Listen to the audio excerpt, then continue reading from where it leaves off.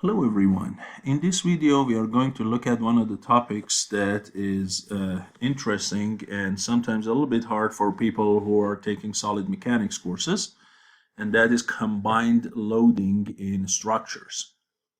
So let's say you have basically this structure here, right? And there are two loads applied. One is load P1, 3240 pounds, and at a distance of 9 inches with respect to the center of this column, which is basically the square column, right? Hollow square. And then we also have this other force, this horizontal force, 800, which is applied at a height of 52 inches above the bottom of the structure. And there are 2 points A and B at the bottom of this structure, A as the corner and B is the midpoint, right?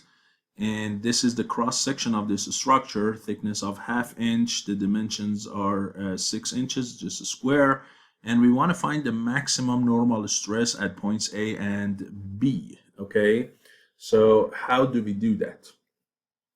The first thing you need to do in a combined loading is at the cross section where it has the points of interest here at this very bottom, at here, you need to cut the member and you need to find the equivalent forces and equivalent what? Moments. So step number one is to find the equivalent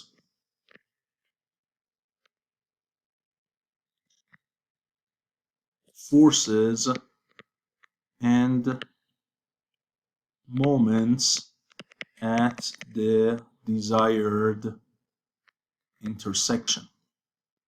So let's go ahead and do that. So we cut the beam right there, and let's say this is the bottom of that beam. Just cut it slightly above the very floor.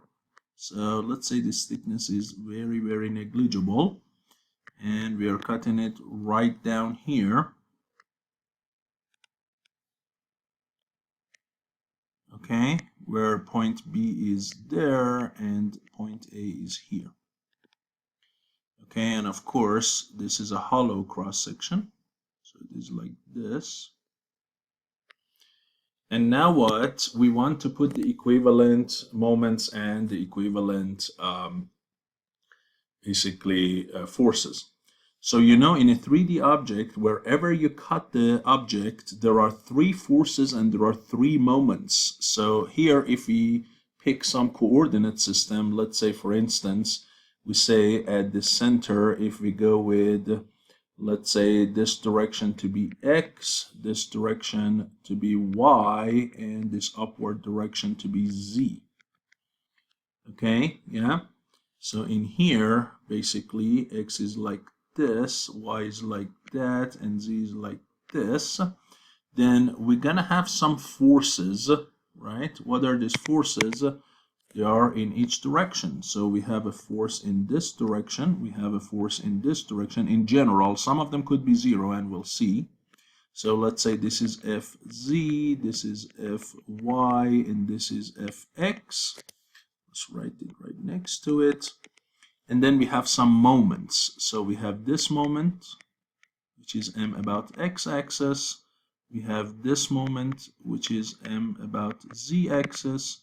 And we have basically this moment, right, which is m about the y-axis. So in general, there are 6 reactions. What are they? We find them through the equilibrium equation. So we say, well, look at that, right? Can we find them? In order to find them, you need to look at the other part of the section, because this is just at the small bottom, so the rest of it will be basically this.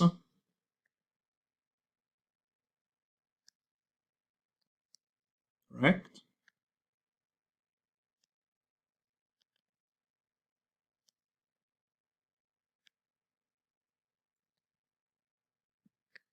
So this is the rest of it.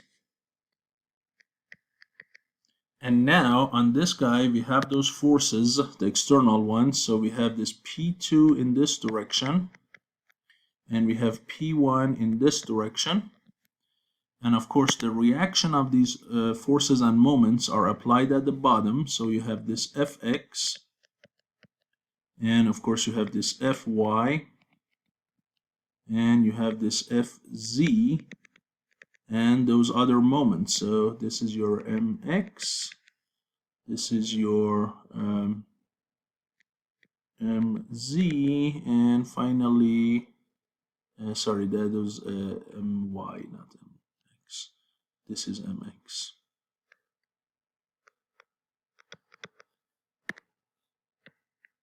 There we go. So what are these? We have equilibrium equations, so we go for it. And if you look in the z direction, I have P1 and Fz. So this Fz is clearly what? It is going to be equal to, if you look at the z direction, it is going to be, and here we assume that we neglect the mass of the object. Okay, if the mass of the object is there, we have to add an mg here in the middle. So we assume that the mass of the block is much smaller than these external loads. If that's the case, then Fz is clearly equal to negative P1, and then P2 and Fy are the same, so Fy is going to be negative P2, right? And then Fx is clearly 0 because no force is applied in this direction. Then if you take some of the moments about the center here, then P1 has some offset with respect to this, right? So this offset was called D.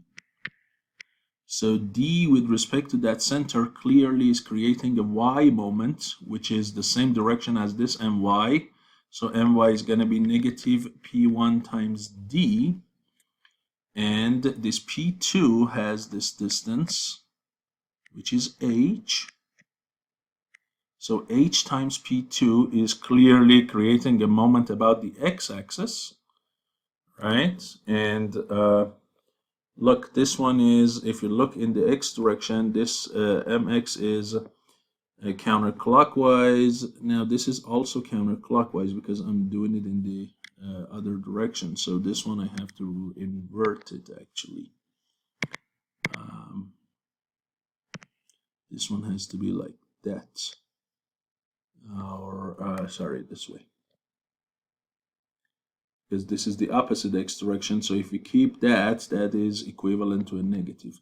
So if you look at that mx and that p2 times h, they are the same. Therefore, you can say that this mx is negative p2 times h, and clearly mz is equal to 0 because nothing is creating a yaw moment here.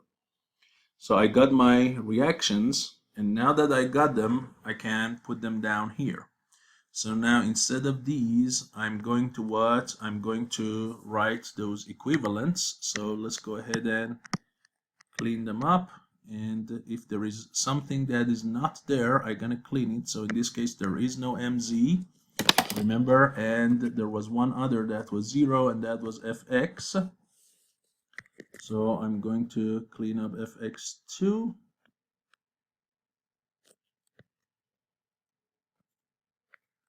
There we go. So now, what is this? In this upward direction, if I want to write it in this upward direction, it is going to be the same as, of course, your z force, because that's the reaction to this one, which is negative P1.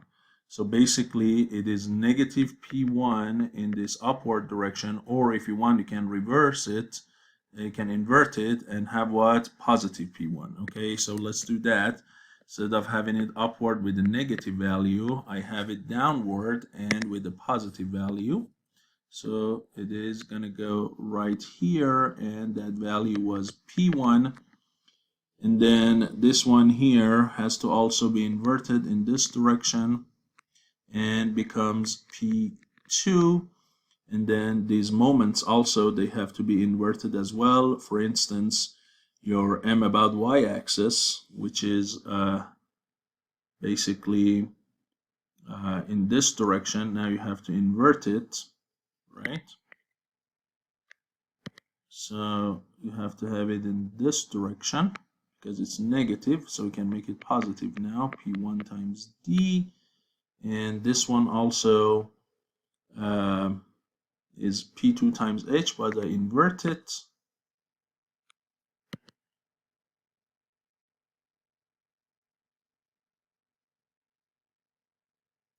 And remember, here is in the opposite direction of X. In the positive direction of X, it is going to go like that. So it is going to be P2 times H. Okay. And that's it. And basically, it's like P1 and P2. You just copy and pasted them right down here. And then their moments, P1 about this point, which is clearly about positive y-axis, P1D, and P2H, which is about basically the positive x-axis, you just copy and pasted them down here. Okay? So here are the reactions. Now with those reactions and with those points of interest, we have to calculate the stresses due to these. So let's first focus on B. What do we have at B? Well, if you look from the top, this is what you have. This is B here, right? Clearly, the P1 is creating a compressive stress because it's pressing on that. So there is some sigma due to P1, which is equal to P1 over the cross section, and it's of course negative, correct? That is for that part of it. What else do you have at point B? So let's look at other normal stresses due to bending. So you have two bending moments, P1D and P2H. If you look for P2H, which is bending in this direction, right, B is on the neutral axis, correct? So this is the axis for what? For the moments due to P2H, or the basically X moment. So that, you know, when you are on the neutral axis, there is no normal stress, because normal stress is what? M times Y over I, where Y is the distance from the neutral axis. And in this case, clearly, the Y for this is 0. Okay, so this is like this, huh? And, well, not Z, in this case, X. And this is that X moment.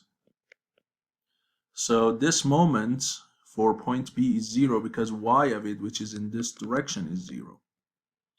But this other moment, P1D, the Y moment, for the Y moment, if you look at that, the neutral axis is this guy.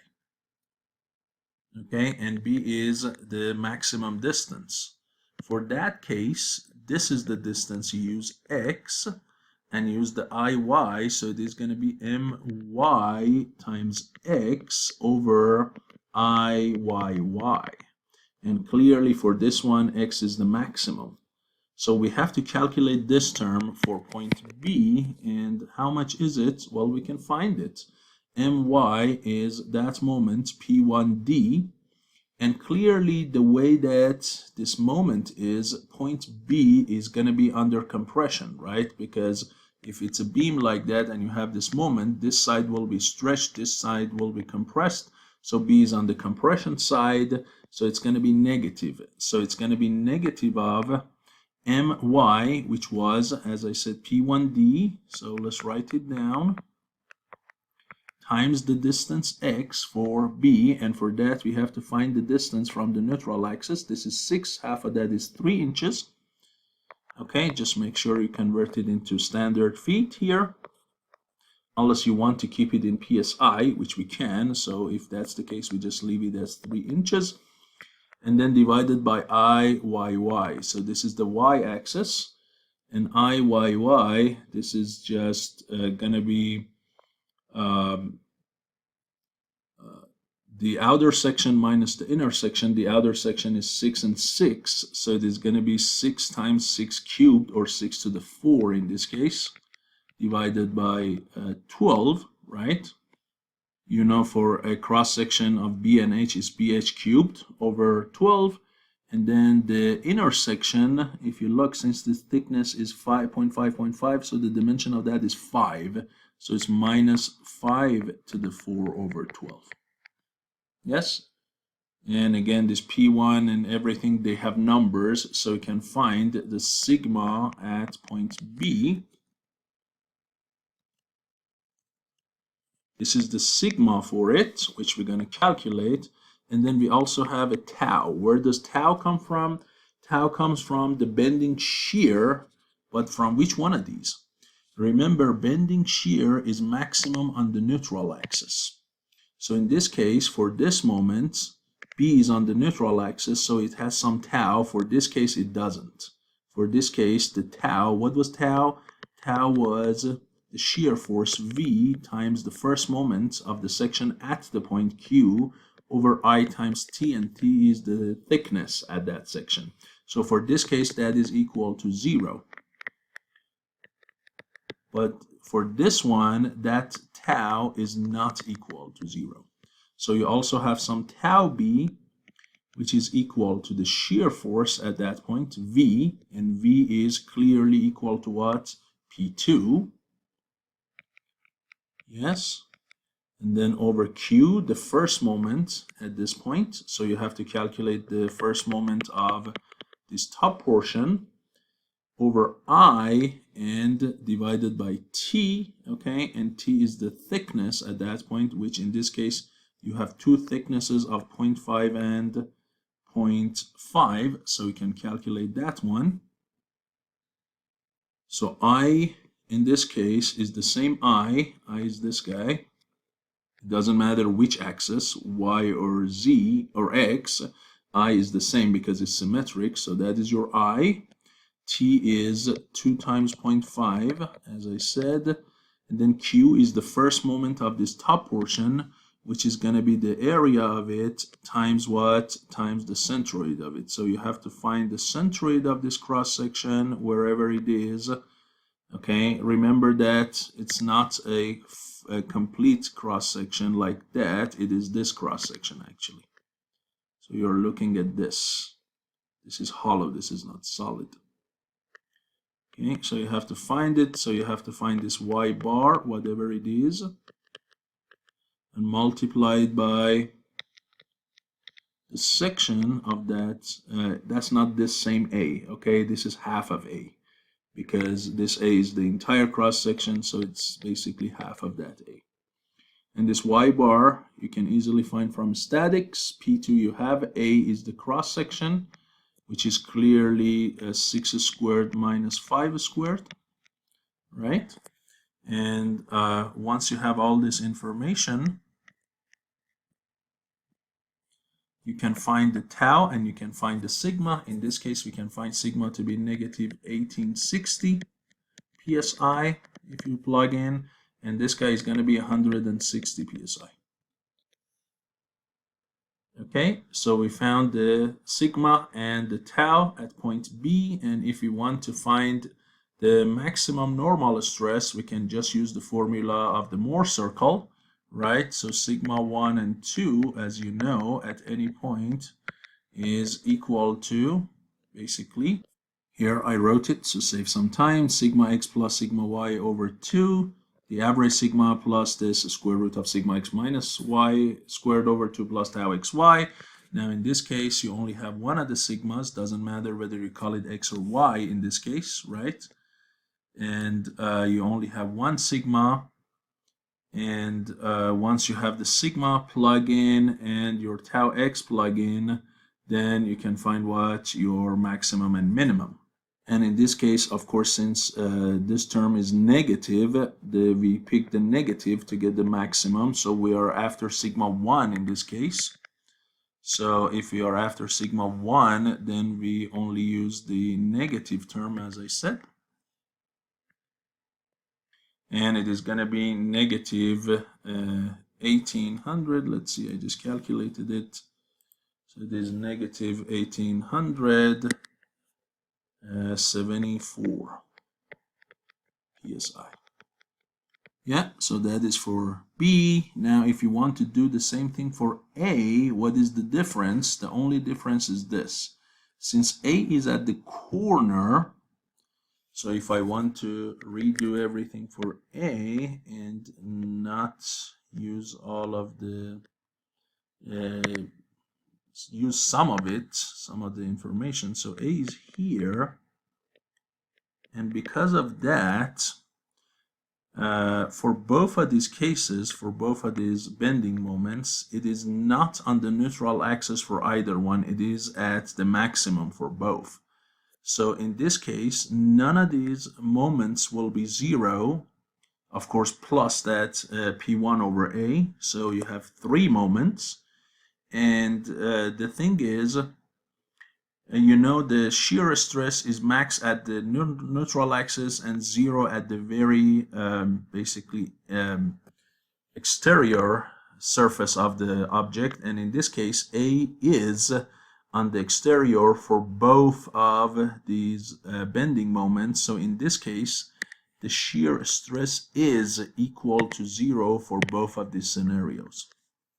Okay, both of them are 0 in this case, but none of the moments are 0. So if you want to calculate sigma of A, we can calculate tau of A is clearly 0, but sigma of A is negative P1 over A due to compression of P1.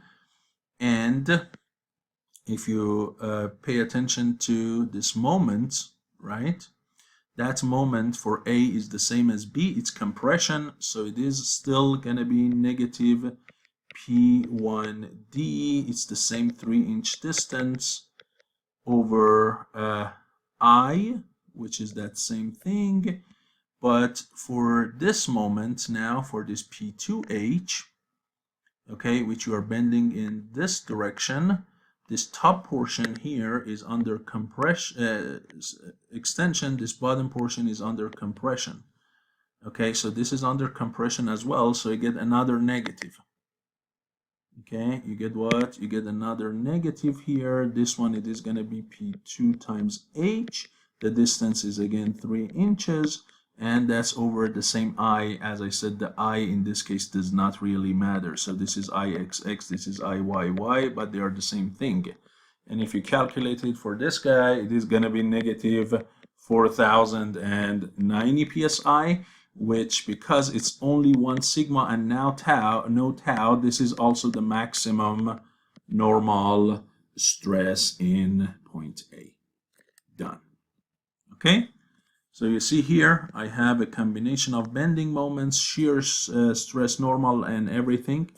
And this is how you calculate a combined loading and maximum stress at any point for this object.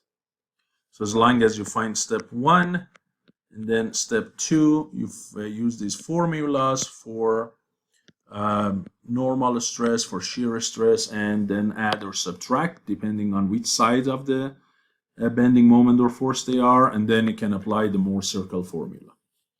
So hopefully this video was useful to you, and I'm gonna see you in the next lecture. Thank you.